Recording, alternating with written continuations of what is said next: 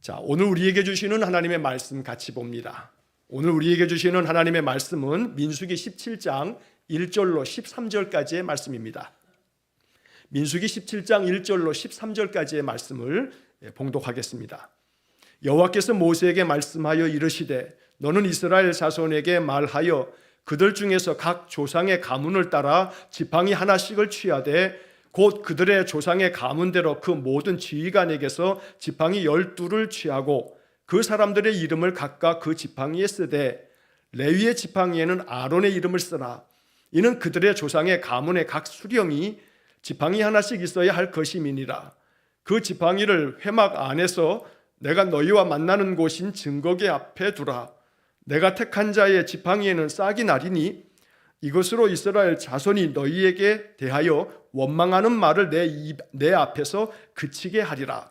모세가 이스라엘 자손에게 말하매 그들의 지휘관들이 각 지파대로 지팡이 하나씩을 그에게 주었으니 그 지팡이가 모두 12이라. 그 중에 아론의 지팡이가 있었더라. 모세가 그 지팡이들을 증거의 장막 안 여호와 앞에 두었더라. 이튿날 모세가 증거의 장막에 들어가 본즉 레위 집을 위하여 낸 아론의 지팡이에 움이 돋고 숨이 나고 꽃이 피어서 살구 열매가 열렸더라. 모세가 그 지팡이 전부를 여호와 앞에서 이스라엘 모든 자손에게로 가져오매 그들이 보고 각각 자기 지팡이를 집어 들었더라. 여호와께서 또 모세에게 이르시되 아론의 지팡이는 증거궤 앞으로 도로 가져다가 거기 간직하여 반역한 자에 대한 표징이 되게 하여 그들로 내게 대한 원망을 그치고 죽지 않게 할지니라. 모세가 곧 그같이 하되 여호와께서 자기에게 명령하신 대로 하였더라. 이스라엘 자손이 모세에게 말하여 이르되 보소서 우리는 죽게 되었나이다. 망하게 되었나이다. 다 망하게 되었나이다. 가까이 나아가는 자 곧 여호와의 성막에 가까이 나아가는 자마다 다 죽사오니 우리가 다 망하여야 하리까. 아멘. 주님의 은혜와 평강이 또 이번 한 주간에 우리의 삶 속에 충만하기를 간절히 축원합니다. 자, 우리 옆에 있는 분들하고 한번 인사 한번 나누겠습니다. 앞에 뒤에 있는 분들하고 축복합니다 하고 한번 인사 한번 하겠습니다. 자, 앞에 있는 분들 또 뒤에 있는 분들하고도 또 축복의 인사를 나누시고, 자, 이번 한 주도 주님과 동행하는 그런 복된 삶이 되시기를 간절히 축원합니다. 자, 오늘은 우리 민수기 17장이 13절까지가 되어 있는데 매일 성경 본문이 오늘 17장이어서 오늘은 전체 이야기를 다 읽었습니다. 자, 그동안에 쭉 읽어왔던 내용들을 간단하게 다시 한번 이제 복습을 하겠습니다. 자, 민수기 13장하고 14장 두 장에서 가데스 바네아에서 정탐꾼을 보내는 이야기가 나옵니다. 자, 민수기 13장, 14장 정탐꾼 이야기, 이제 이렇게 우리가 기억을 할 수가 있습니다. 자, 12명의 정탐꾼이 정탐하고 돌아와가지고 여호수아와 갈렙은 올라가자. 하나님께서 주신 땅이니까 올라갑시다. 그들은 우리의 밥입니다. 먹입니다. 라고 했지만 두 사람의 얘기는 다 그냥 묵살이 돼버렸죠. 10사람이 그 가나안 땅에서 포도송이 굉장히 큰 송이들을 가지고 왔지만 그 땅이 너무너무 아름답고 귀하고 기름진 땅이라는 것을 인정하면서도 우리는 올라갈 수 없다. 거기는 장대한 거인들이 있고 우리는 그들이 보기에 그냥 메뚜기 같을 뿐이다 하면서 그 땅을 악평했습니다.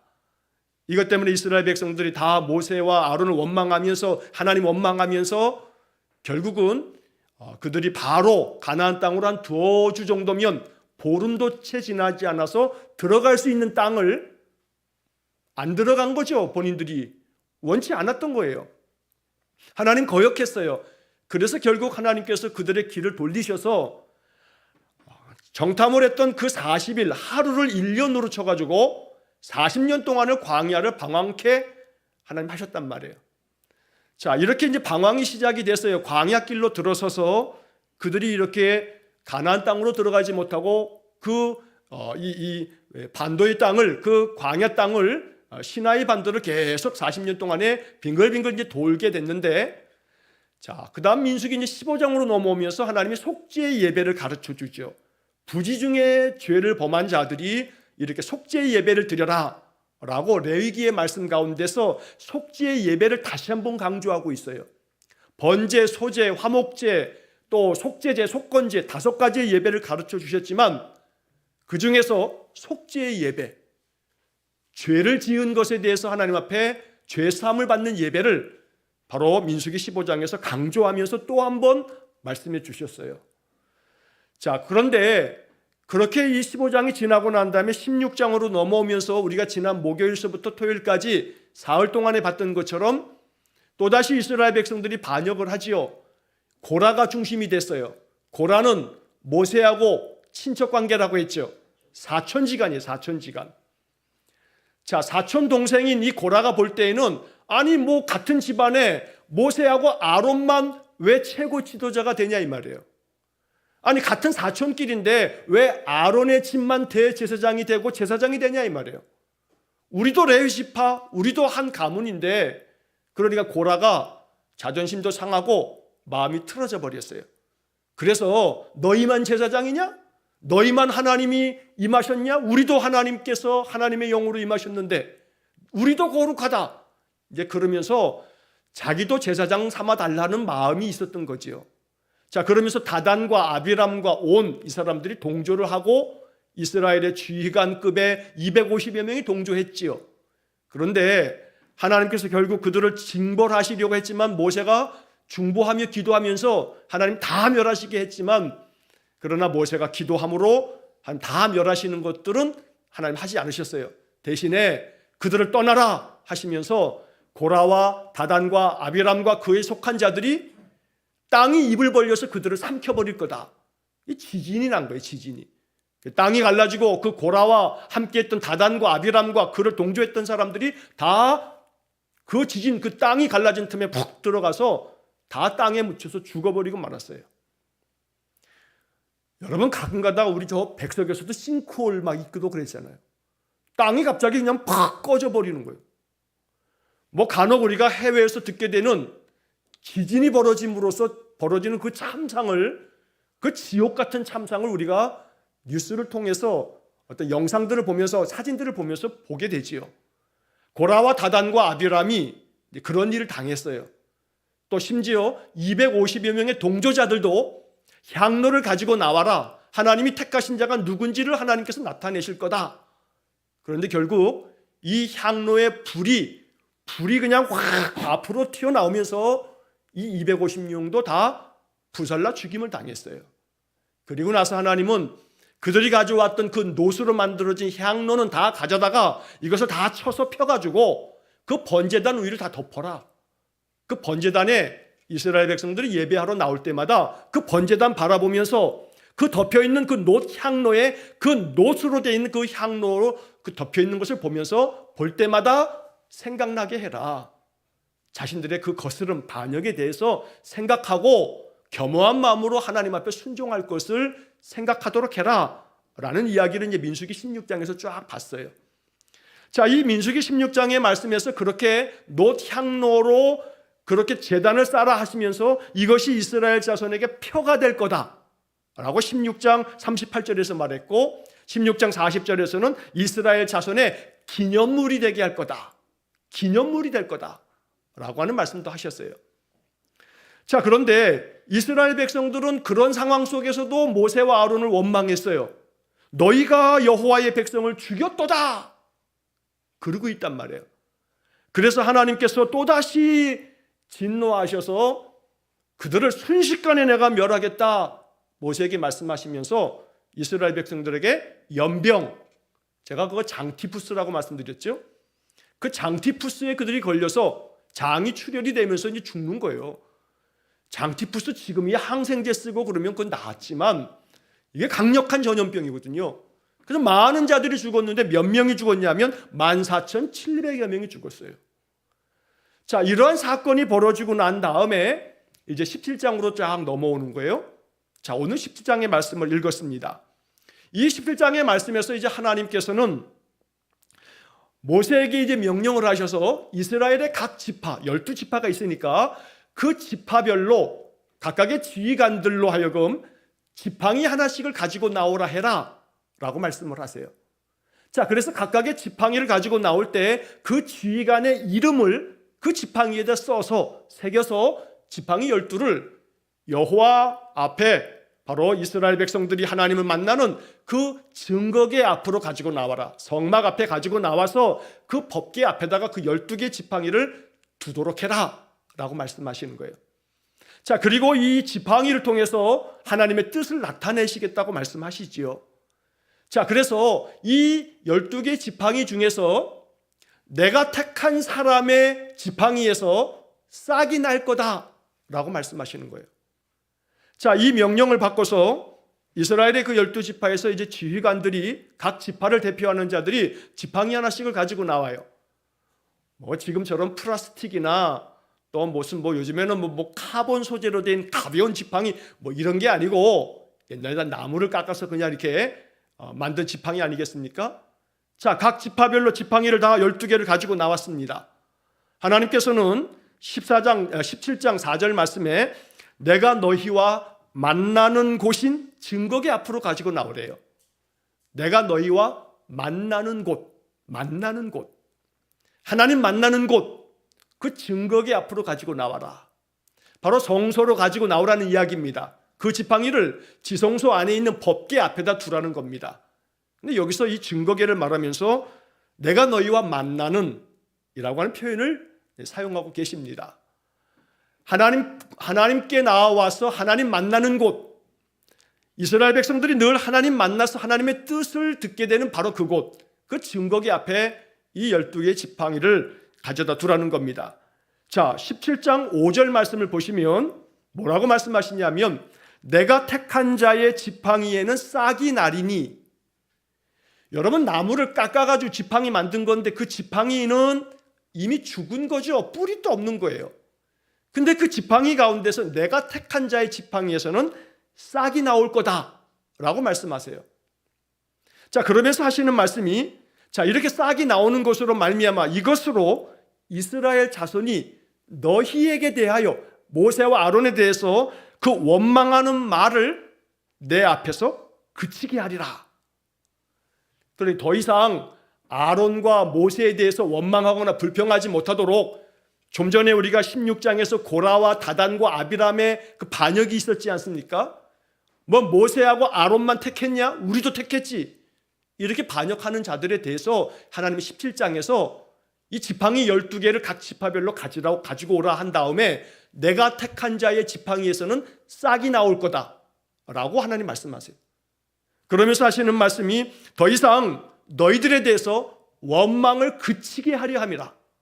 더 이상 잔소리하지 말고 원망하지 못하도록 내가 확실한 증거를 보여주겠다 라고 이렇게 하나님께서 말씀하신 겁니다.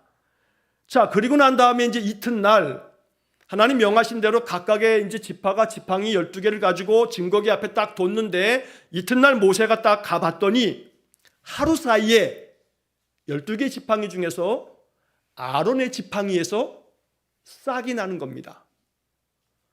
아론의 그 나무 토막에서 싹이 나오더니, 자, 이것이 움이 돋고, 그러면서 이것이 순이 나오면서, 새순이 나오면서 거기서 뭐가 펴요? 꽃이 피어서, 심지어 꽃이 필 뿐 아니라 뭐가 열렸어요? 살구 열매가 열렸단 말이에요. 살구 열매가 열렸어요. 누구의 지팡이에게서요? 아론의 지팡이에게서요. 아론의 지팡이에게서. 자, 여러분 여기서 이제 한 가지 우리 이것을 좀 한번 살펴보고 갑니다. 무슨 열매가 맺혔대요? 살구 열매가 맺혔대요. 이 살구 열매라고 되어 있는데 이 번역상에 조금 한계가 있어요. 우리 개역개정 성경에서는 살구 열매라고 되어 있는데 새번역 성경과 쉬운 성경에서는 감복숭아 이렇게 번역을 해놨어요. 감복숭아 그러면 우리는 선뜻 뭐부터 떠오르냐면 복숭아부터 생각해요. 그것도 아니에요. 영어 성경 번역들을 보면 거의 대부분 모든 영어 성경은 뭐라고 번역했냐면 아몬드라고 번역해놨어요. 아몬드. 영어 성경들은 다 아몬드라고 번역해놨어요. 자, 그런데 이것은 원래 그 아몬드가 맞아요. 아몬드 그 열매를 먹을 수 있어요. 이 살구는 그 열매 그 안에 씨를 못 먹잖아요. 그 씨를 먹는 나무기 때문에 영어 성경의 번역이 오히려 더 적합한 번역이에요. 아몬드. 근데 이 성경이 번역될 때 옛날에는 지금이야 우리가 마트 가면 아몬드 언제나 마트에 가서 사 먹을 수 있지만 옛날에는 아몬드 구하기 어렵고 수입도 안 되고 그랬던 때에는 아몬드를 뭘 몰라요. 그래서 그냥 살구 열매가, 왜냐하면 꽃이 비슷해요. 생긴 꽃 모양이 비슷해서 살구 열매라고 번역을 해놓은 것 뿐이에요. 요거 아마 다음번 개정이 될 때는 아마 아몬드로 번역하든지 다른 번역으로 번역이 아마 바뀔 것 같아요. 자, 근데 이제 여기에 초점이 있는 게 아니에요. 이건 중요한 게 아니고, 이 살구 열매라고 번역되어져 있는 이 단어가 살구라고 하는 말로 한글로는 번역되어 있는데, 이게 원래 히브리 말로는 뭐냐면 샤케드라고 하는 말이에요. 샤케드. 자, 이 샤케드라고 하는 말을 영어 성경은 아몬드라고 번역했고 우리는 살구 열매라고 번역을 했는데, 이 샤케드라고 하는 말은 원래 그 어디서 나온 단어냐면 샤카드라고 하는 말에서 유래가 된 말이에요. 그러니까 이 샤카드라고 하는 말은 동사인데 깨어나다라고 하는 뜻을 가지고 있어요. 깨어나다.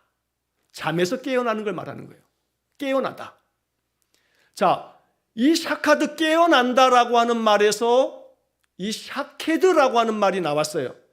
그래서 그 샤케드라고 이렇게 번역을 해놨는데, 그 샤케드가 열렸다라고 말하고 있어요. 자, 이 말은 뭘 얘기하는 거냐면 살구 열매가 맺혔다, 열렸다라고 하는 것은 결국은 깨어났다, 깨어났다, 깨어나게 되었다. 이것은 영적인 의미로 뭘 뜻하는 거냐면 부활을 상징하고 있는 표현이에요. 부활을. 자, 이 부활이라고 하는 것을 이야기할 때 고린도전서 15장은 부활장이에요. 고린도전서 15장의 별명이 부활장 그래요. 자, 이 15장에서 바울은 예수님 부활에 대한 굉장히 중요한 가르침을 고린도전서 15장에서 말씀하면서, 자, 고린도전서 15장 20절에는 이런 말씀이 있어요. 그러나 이제 그리스도께서 죽은 자 가운데서 다시 살아나사 잠자는 자들의 첫 열매가 되었도다. 잠자는 자들의 첫 열매가 되셨다. 바로 깨어나신 거죠. 성경에서, 복음서에서 예수님께서는 죽은 자를 일컬을 때마다 뭐라 하냐면 죽은 게 아니라 잔다 말씀하세요. 나사로가 죽었습니다 라는 얘기도 듣고 나사로가 잠들었다 이렇게 말씀하신단 말이에요. 자, 잠에서 깨어난다, 샤케드. 그것을 이게 살구나무라고 이렇게 번역을 해놓은 거지요. 에베소서 5장 14절 말씀에서 바울은 이런 말씀을 우리에게 주십니다. 그러므로 이르시기를 잠자는 자여 깨어서 죽은 자들 가운데서 일어나라. 잠자는 자여 깨어서 죽은 자들 가운데서 일어나라. 그리스도께서 너에게 비추이시리라 라는 구절이 나와요. 이 에베소서 5장 14절의 말씀이 참 중요한, 오늘 본문을 이해할 때 꼭 기억해야 할 말씀인 거예요. 아론의 지팡이에서 싹이 났어요. 움이 돋았어요. 그리고 살구 열매가 열렸어요. 그 살구 열매 샤케드, 이것은 깨어난다는 말이에요. 그래서 에베소서 5장 14절과 같이 읽어야 돼요. 잠자는 자여 깨어서 샤케드, 깨어서 죽은 자들 가운데서 일어나라 라고 하는 그런 영적 메시지가 이 말씀 속에 담겨 있다는 겁니다. 자, 그렇게 해서 이 모세가 이 12지팡이들 가운데서 아론의 지팡이에 싹이 나고 움이 돋고 살구 열매가 피어난 것을, 열려진 것을 보고서 이스라엘 백성들에게 가지고 와서 보여주지요. 이스라엘 백성들이 그것을 봤어요. 자, 이스라엘 백성들이 그것을 볼 때, 자, 오늘 본문의 말씀을 보시게 되면, 자, 10절 말씀을 한번 보시겠습니다. 자, 10절 말씀을 보시면 여호와께서 또 모세에게 이르시되 아론의 지팡이는 증거계 앞으로 도로 가져다가 거기 간직하여 반역한 자에 대한 표징이 되게 하여 그들로 내게 대한 원망을 그치고 죽지 않게 할지니라. 자, 이스라엘 백성들이 그 9절 말씀에 보면 그들이 보고라고 되어 있어요. 아론의 지팡이에서는 싹이 나고 살구 열매가 맺혀 있는 것을 보고 하나님께서는 모세에게 다시 말씀하시기를 아론의 지팡이는 다시 가져다가 증거계 앞에다 둬라. 그리고 이것을 표징으로 삼아서 이스라엘 백성들로 하여금 반역한 자에 대해서 이것이 표징이 되게끔 해라. 표적이 되고 표시가 되게 하라 라고 이렇게 말씀하시면서 10절 하반절의 마지막 부분에 뭐라고 되어 있냐면 그들로 내게 대한 원망을 그치고 죽지 않게 할지니라. 누구에 대한 원망이라고 돼 있어요? 내게 대한 원망, 하나님에 대한 원망을 어떻게 하라고요? 그치라고. 원망을 그치라고 말씀하고 있는 겁니다. 자, 여러분 다시 한번 5절 말씀을 한번 보시겠습니까? 5절 말씀을 보시면, 자, 5절에 이렇게 말씀이 되어져 있습니다. 내가 택한 자의 지팡이에는 싹이 나리니 이것으로 이스라엘 자손이 너희에게 대하여 원망하는 말을 내 앞에서 그치게 하리라. 누구에게 대한 원망이요? 너희에게 대한 원망. 즉 모세와 아론에 대해서 원망하는 것을 그치게 하겠다 말씀하신 거예요. 그리고 이 싹난 지팡이, 살구 열매가 맺혀 있는 지팡이를 보고 난 다음에는 그 지팡이는 증거계에다 다시 가져다 둬라.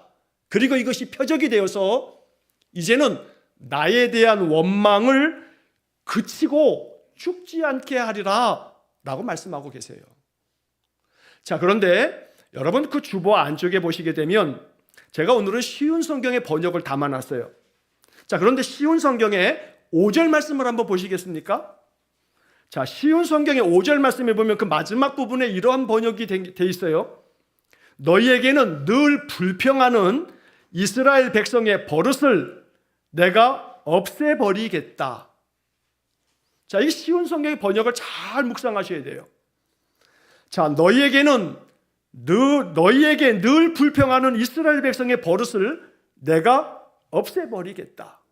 모세와 아론에게 뭐 일만 터지면 맨날 불평하고 원망하는 그 이스라엘 백성들의 그 원망하고 불평하는, 늘 불평하는 뭐라고 돼 있어요?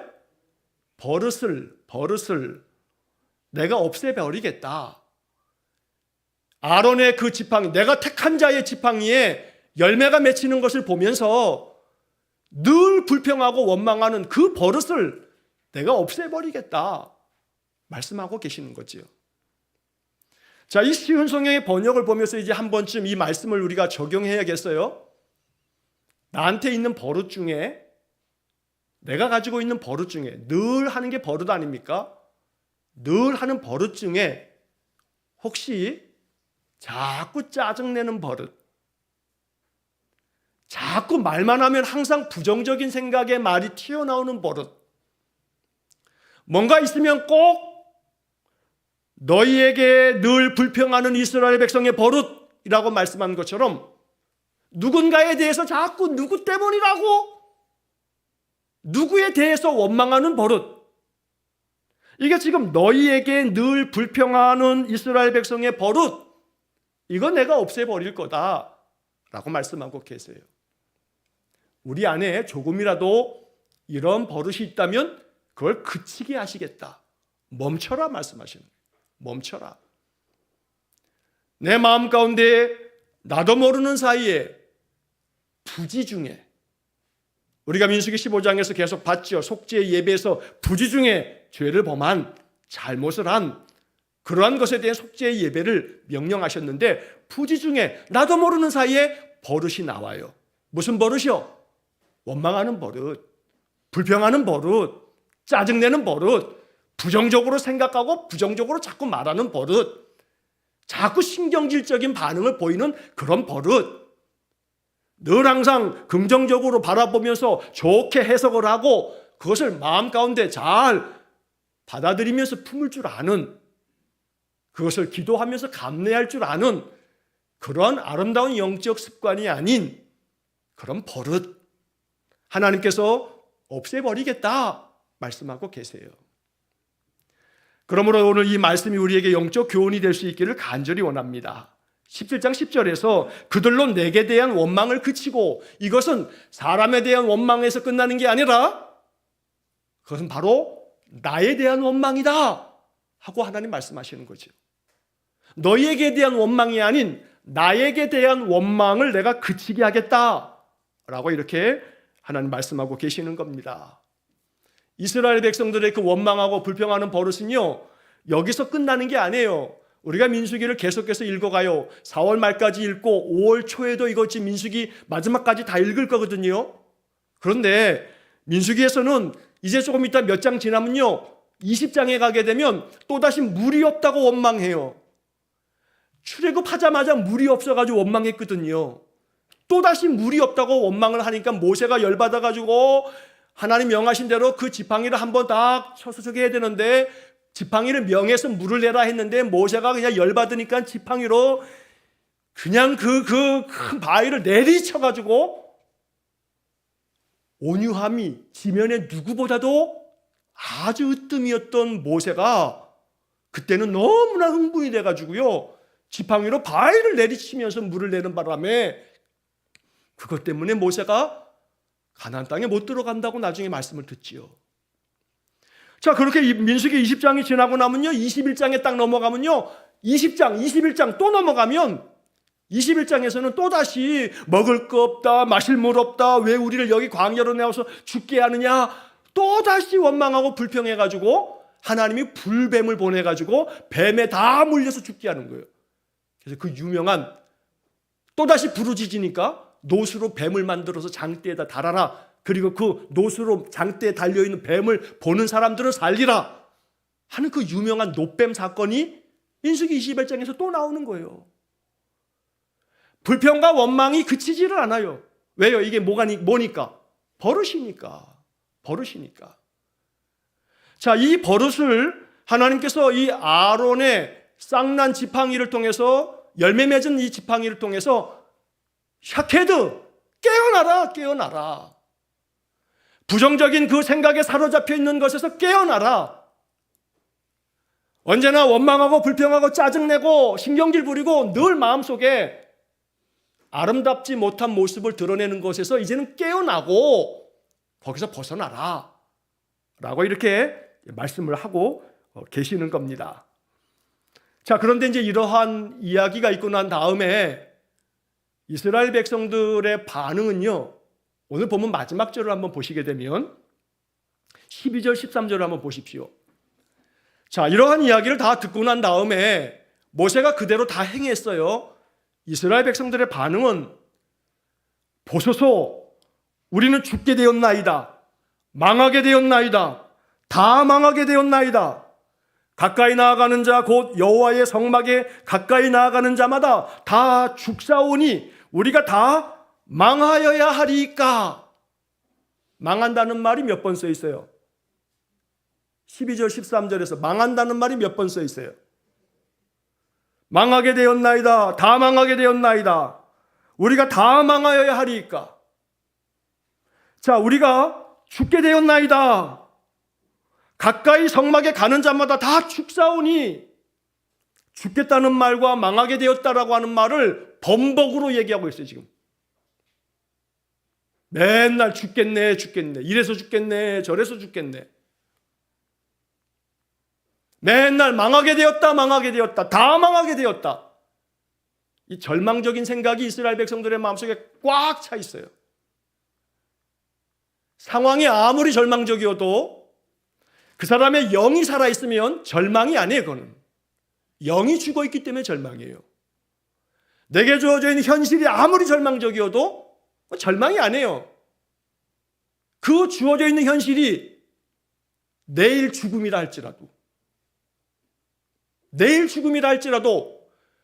이제는 죽는구나 하는 절망 앞에서도 내가 평생 예수 믿으면서 믿음 안에 산 사람은 내일 죽음이라 할지라도 죽음 연습도 하는 거죠. 안 죽어요? 아니요, 죽거든요. 근데 죽는 거 뻔히 알지만 내일 죽는다 그러면 혼돈에 빠져요. 내가 내일 죽는다고? 그러지 않겠습니까? 그런데 죽지 않을 리가 없다는 것을 명백히 알고 있음에도 불구하고, 나는 언젠가 죽는다는 사실을 정확하게 알고 있음에도 불구하고 내일 죽는다 그러면 우리는 모든 신앙이 다 무너져 내릴 것 같아요. 다 무너져 내려요. 실제로 많은 이들이 내가 왜 내일 죽어야 되느냐고, 내가 예수를 이렇게 믿었는데. 아니, 예수를 그렇게 믿으면 안 죽어요? 아니, 죽거든요. 근데 이 죽음이라고 하는 문제 앞에서 우리는 다 무너져 내려요. 믿음도 신앙도 내 평생에 예수 믿는 삶도 알지만, 내가 죽는다는 걸 알지만 그 현실 앞에서, 그러다 보니 죽음과 같이 현실의 많은 문제들이 절망처럼 다가올 때 망하게 되었다, 죽게 되었다, 다 망하게 되었다. 우리가 다 망하여야 하리까? 개역개정 성경의 번역이 너무나 멋지게 번역했어요. 우리가 다 망하여야 하리까? 이 마지막 망하여야 하리까? 이 뉘앙스를 느끼시겠지요? 내가 망해야 합니까, 하나님? 그런데 이 이스라엘 백성의 마지막 12절, 13절의 말씀을 읽으면서 이제 우리는 우리 자신을 생각해 봐야 돼요. 내 자신의 삶의 현실이 너무나 괴로울 때 망한 것처럼 느껴져. 죽게 된 것 같아.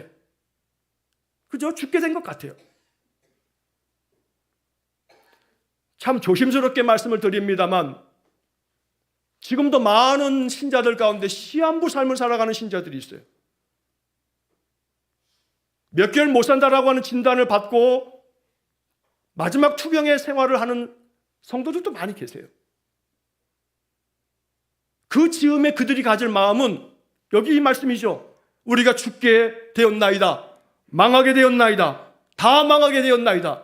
의사도 몇 개월밖에 못 산답니다. 그럼 다 무너져 내리지요.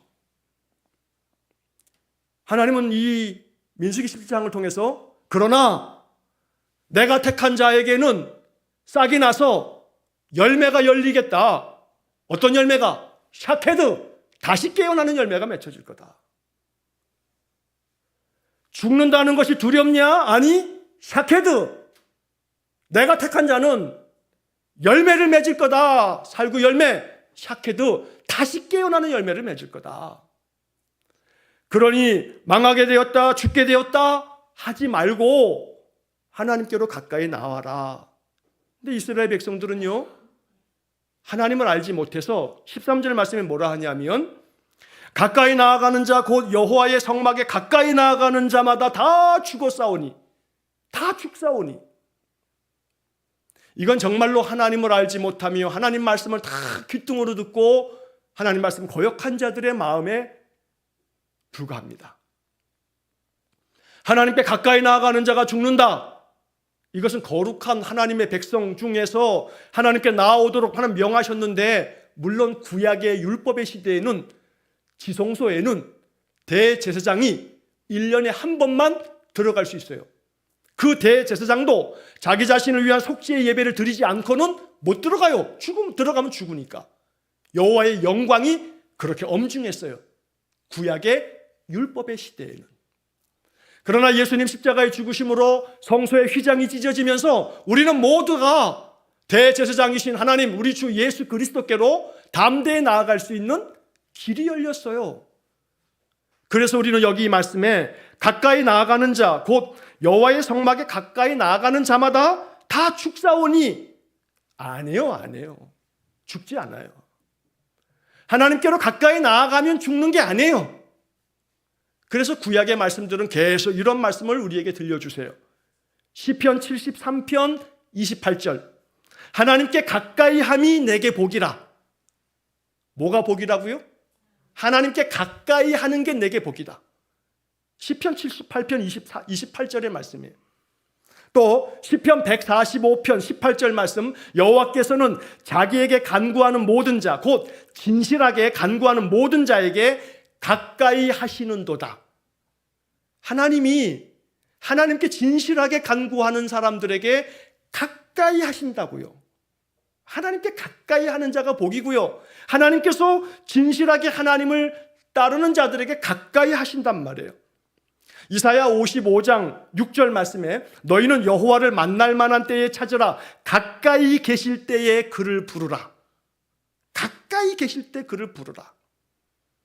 하나님은 언제나 우리에게 가까이 계시려고 우리에게 다가오시며 우리를 부르시는 분이세요.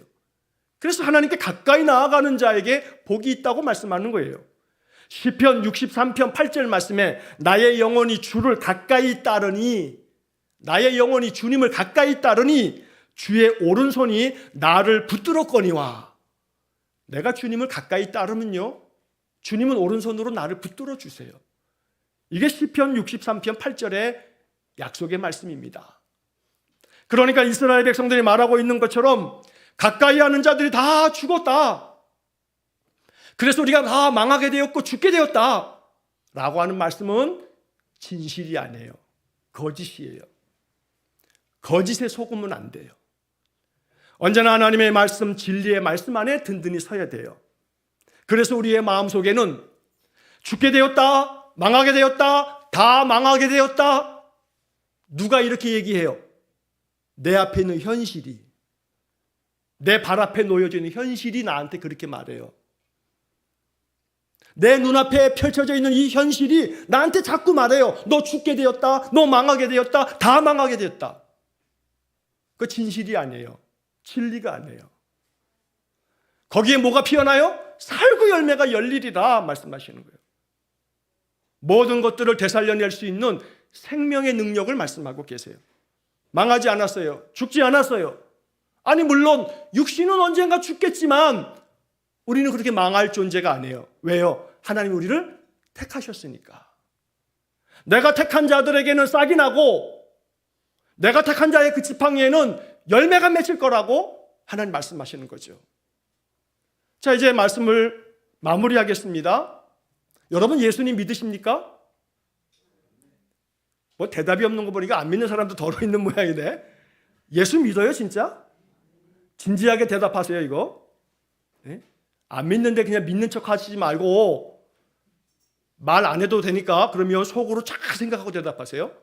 여러분 예수님 믿으세요? 자, 그러면 영접하는 자 곧 그 이름을 믿는 자들에게는 하나님의 자녀가 되는 권세를 주셨어요. 권리를 주셨어요. 우리가 예수님을 영접해요. 그 이름을 영접하는 우리 모두는 하나님께로부터 택함 받은 사람이에요. 마음속에 나는 하나님이 안 택했어, 나는 하나님 택한 적이 없는 것 같아 라고 하는 마음이 드신다면 믿지 않는 불신앙이에요.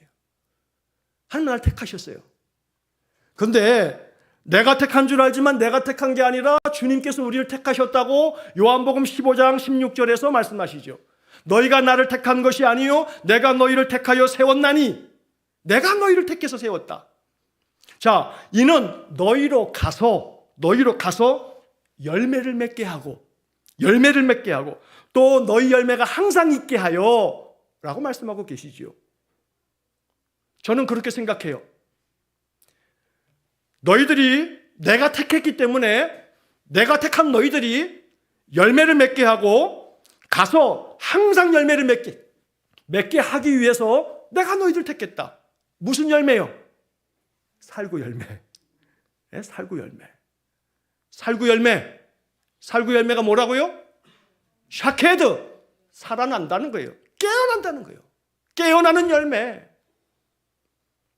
부정적인 마음에 사로잡혀 있는 열매가 아니고 망하게 되었다, 다 망하게 되었다, 죽게 되었다. 오늘 본문의 12절, 13절에 이스라엘 백성 같은 반응이 아니고 살게 되었다, 부흥하게 되었다, 회복하게 되었다. 소망이, 내 마음의 믿음이, 내 마음의 긍정적인 에너지가, 내 마음의 밝은 기운이 살아나게 되었다, 되살아나게 되었다 라고 선포할 수 있는 믿음의 사람이 되어야 한다는 겁니다. 그래서 오늘 우리는 이 말씀을 읽으면서 이제 제목을 제가 뭐라 했냐면 쌍난 지팡이 표징이에요. 자, 이 쌍난 지팡이 아론의 지팡이였는데 분명히 5절에서 내가 택한 자의 지팡이에서 싹이 날 거다. 내가 택한 자의 지팡이, 내가 택한 자, 하나님이 택한 자가 누구라고요? 나. 내가 택한 자 너희들에게서 싹이 나고 열매가 맺혀질 거라 라고 말씀하시는 겁니다. 이 열매가 여러분들의 삶 속에 맺혀지기를 축복합니다. 택한 자의 지팡이에는 열매가 맺혀져야 돼요. 여러분 택한 자라고 믿으신다면 택한 자의 지팡이인 나에게 망하게 되었다, 다 망하게 됐다, 다 죽게 됐다 하는 생각이 떠오르면 안 돼요.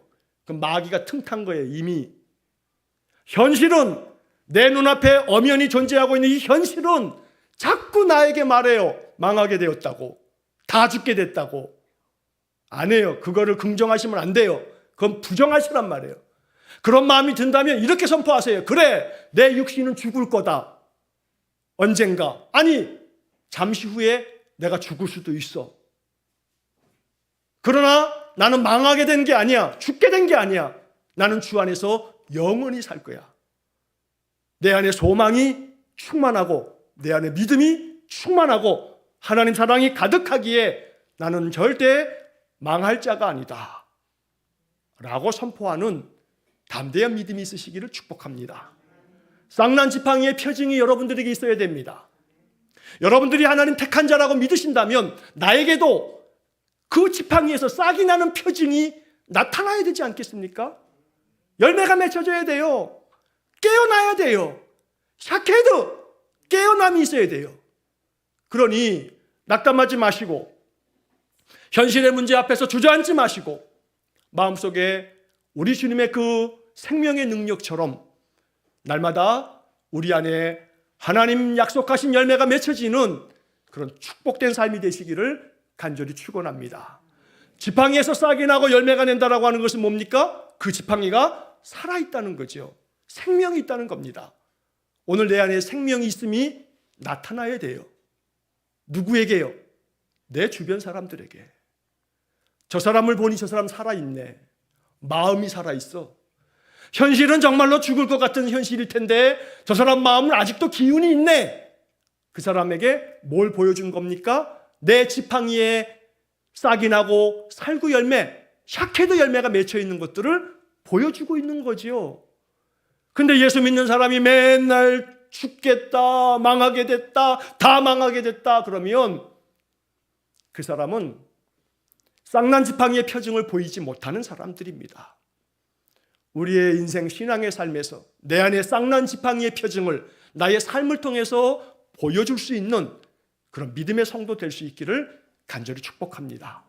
아무리 내 현실이 망하게 될 것 같고 다 죽게 생긴 것 같아도 거기에 사로잡히지 마시고 내 삶에 소망 주시는 하나님 마음에 단단히 붙잡고 원망하고 불평하는 못된 버릇들 하나님 말씀처럼 다 그치고 이제 하나님의 생명의 능력이 충만한 그런 복된 삶이 되시기를 주의 이름으로 간절히 축원합니다. 기도하겠습니다. 하나님 택하신 우리 성도들에게도 아론의 쌍난 지팡이처럼 우리에도 싹이 나고 또 음이 돋고 꽃이 피고 열매가 맺혀지기를 원합니다. 망하게 되었다, 다 죽게 되었다, 다 망하게 되었다, 이 못된 버릇을 그치고 나에게 소망 주시는 하나님, 우리 주님 단단히 믿고 의지하면서 오직 내 안에 말씀이 가득 채워짐으로 말씀을 붙잡고 살아가는 성도들에게 생명의 능력이 언제나 꽃피고 열매 맺는 은혜를 내려 주옵소서. 내 안에 있는 못된 버릇이 있다면 그치게 하시고 멈추게 하시고 끊어버리게 하시고 오직 생명의 능력 되신 주님이 주시는 그 은혜와 소망만이 가득 차오르는 우리 성도들 되게 해 주옵소서. 그래서 우리 믿음의 성도들 한 사람 한 사람의 인생의 삶 자체가 바로 쌍난 지팡이의 표징이 되어서 내 주변 사람들이 내 안에 가득한 생명력, 내 안에 가득한 하나님의 은혜에 대한 소망이 다른 사람들에게까지 전달되어질 수 있을 만큼 우리 모든 성도들에게 믿음을 더하여 주옵소서. 예수님 이름으로 기도하옵나이다. 아멘.